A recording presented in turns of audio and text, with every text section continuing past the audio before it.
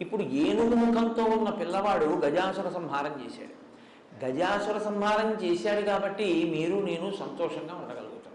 వాడు అంత ప్రమాదకరమైన వ్యక్తి ఆ గజాసురుడు. కాబట్టి సుముఖ, మంచి ముఖం ఉన్నవాడు అంటే ఏమిటి దాని అర్థం?